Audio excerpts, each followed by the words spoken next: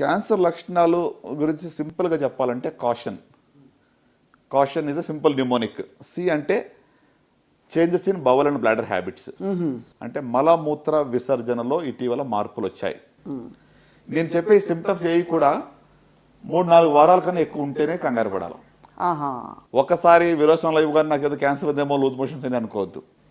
So మలమూత్ర విసర్జన మార్పులు అంటే ఎక్సెసివ్ కాన్స్టిపేషన్, మోషన్ అవ్వటం లేదు, లేక మోషన్లో బ్లడ్ పడుతుంది, మోషన్లో చీమ్ పడుతుంది, లేకుంటే నాకు తినబుద్ధి కావటం లేదు. So blood in the stool కానివ్వండి, బ్లడ్ ఇన్ ద యూరిన్లో కూడా బ్లడ్ పడినట్లయితే స్టోన్ వల్ల కూడా పడవచ్చు, బ్లాడర్ ఇన్ఫెక్షన్లో కూడా పడవచ్చు, ట్యూమర్లో కూడా బ్లడ్ పడవచ్చు. కరెక్ట్. సో కనుక anything which is there for 3 to 4 weeks మలమూత్ర విసర్జనలో ఇటీవల మార్పులు వచ్చాయి అంటే అది ఒక లక్షణంగా భావించవచ్చు. Okay. Then a sore which does not heal, అంటే మానని పుండు. శరీరంలో ఏ భాగంలో అయినా కూడా మానని పుండు ఉంటే నిర్లక్ష్యం చేయకూడదు. నొప్పి లేకపోయినా పర్వాలేదు, మానని పుండు ఉంటే వెంటనే డాక్టర్ని సంప్రదించాలి. దాన్ని రాచపుండని ఊరికే అనలేదు. అంటే మానని పుండు ఎందుకంటే, ఫర్ ఎగ్జాంపుల్ మీరు టంగ్ బైట్ అయిందని నాలుగు ఖర్చుకుంటే చిన్న పుండు అవుతుంది, వారం 10 రోజుల పుండు మానిపోతుంది. అవును. సో మీకు 2-3 weeks అయింది, పుండు అలాగే ఉంది అంటే మాత్రం నిర్లక్ష్యం చేయవద్దు. Right. So that is number 2. Right.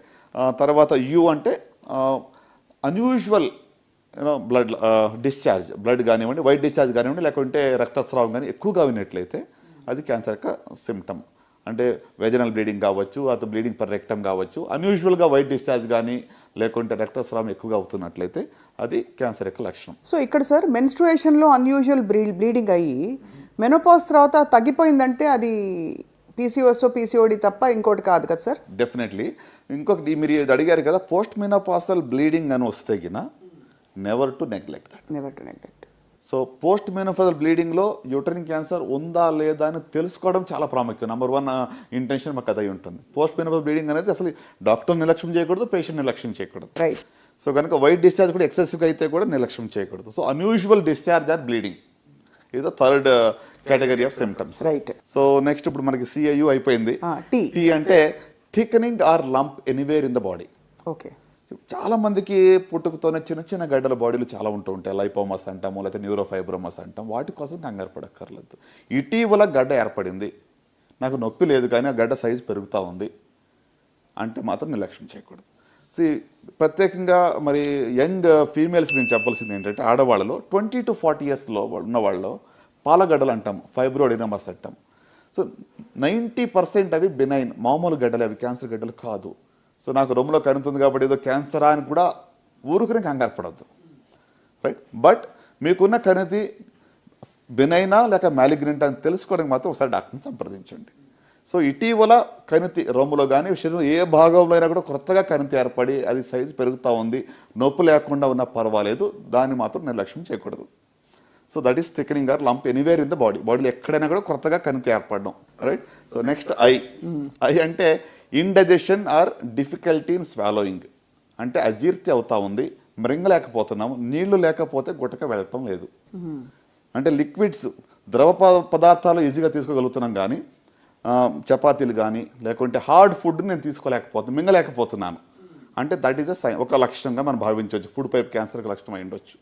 So ఆ గుట్టక వేయాలని నీళ్లు లేకుండా లోపలికి వెళ్ళట్లేదు, నేరోయింగ్ అయిపోయింది, ఈజీగా వెళ్ళటం లేదు.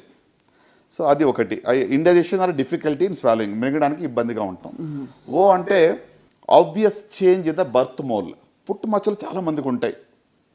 ఇటీవల ఆ యొక్క పుట్టు మచ్చలో మార్పు వచ్చింది, సైజ్ పెరుగుతూ ఉంది, ఇచ్చింగ్ అవుతా ఉంది, బాగా దురద వస్తుంది, లేక బ్లీడింగ్ అవుతుంది అంటే మాత్రం వెంటనే డాక్టర్ సంప్రదించాలి. పుట్టు మచ్చలో మార్పులు ఇటీవల వస్తాయి.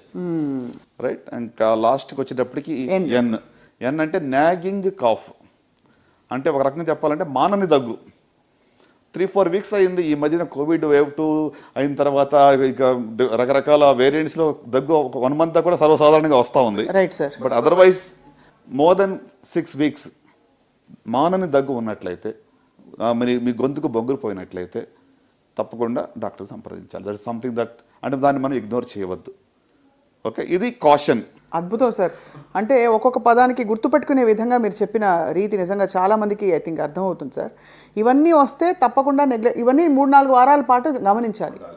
అంటే నేను ఇంకొక మాట ఇక్కడ మీతో చెప్పాలి. ఈ కాషన్ అన్ని గుర్తుపెట్టుకుని రోజు ఈ కాషన్లో ఉన్నాయన్నీ నాకు ఉన్నాయని కంగారు పడకుండా ఒకవేళ ఇంకా సింపుల్గా నాకు తెలియాలని ఆశ ఉంటే, ఇటీవల నా శరీరంలో ఏదో తేడాగా ఉంది, తెలియని వెయిట్ లాస్ ఉంది. లాస్ట్ 3 monthsలో నేను మోర్ దెన్ 10% వెయిట్ లాస్ అయ్యాను. ఆకలి లేదు అనేది జనరల్ సిమ్టమ్స్. అంటే మన శరీరము మనతో మాట్లాడుతుంది. Correct. Your body is talking to you. Listen to me listen to your body. Simple. Me body ఏదో తేడాగా ఉంది అనిపించినప్పుడు ఒకసారి వెళ్ళి చూపించుకోనండి. నాకు ఐ వాంట్ గెట్ స్క్రీన్డ్, నేను కొన్ని క్యాన్సర్ స్క్రీనింగ్ చేయించుకుందాం అనుకుంటున్నాను, అతను బాడీ హెల్త్ చెకప్ చేయించుకోండి అని చెప్పండి. సో అట్లా ఉట్టి క్యాన్సర్కి కాదు, non communicable diseases, diabetes, hyper tension, cardiac, cancer అన్నీ కలిసి మనం టెస్ట్ చేయించుకోవచ్చు ఒకేసారి. కరెక్ట్ సార్, చాలా వాల్యుబుల్గా చెప్పారు. అయితే సార్ ఒక మాట, ఈ క్యాన్సర్ని మరింతగా పెంచే కండిషన్స్లో is stress one of them, diabetes, hypertension are they one of them? అంటే chronic diseases, non communicable disease like diabetes కానివ్వండి, కార్డియాక్ కానీ, ఇవన్నీ కూడా in one or the other way impact. అంటే వాటి వల్లనే ఇది వస్తుందని నేను చెప్పలేను. ఇప్పుడు stress is also one of the carcinogen.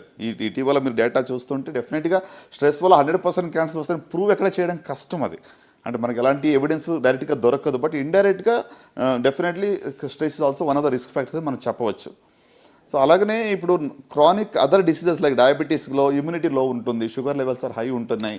So uncontrolled diabetes also risk factor అండి. దీంట్లో కూడా కొన్ని క్యాన్సర్స్ ఎక్కువ కనబడుతుంటాయి. చాలామంది even I talk to alternate healers ఉంటారు కదా sir, healers, alternative medicine practice చేసేవాళ్ళు, వాళ్ళందరూ ఏమంటారంటే any form of suppression of emotions leads to cancer. In fact అది ఒక classic presentation of some kind of ఇది ఒక సప్రెషన్ ద్వారా వచ్చిన ఇది అని.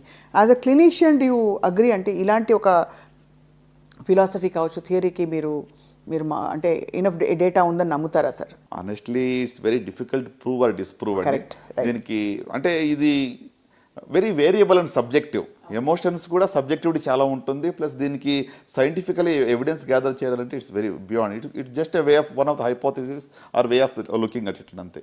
కానీ మొత్తానికి సార్ కాషన్ అండ్ అలాగే ర్యాపిడ్ చేంజెస్ బాడీలో అవుతే గమనించుకుంటూ ఉండడం అనే ప్రాథమిక లక్షణాలు, అలాగే స్క్రీనింగ్ ఎవరెవరు ఏ స్క్రీనింగ్ చేయించుకుని కొన్ని క్యాన్సర్ల బారిన పడకుండా అయినా కాపాడుకోవచ్చో అద్భుతంగా వివరించారు డాక్టర్ చినబాబు సుంకపల్లి గారు. Thank you so much sir.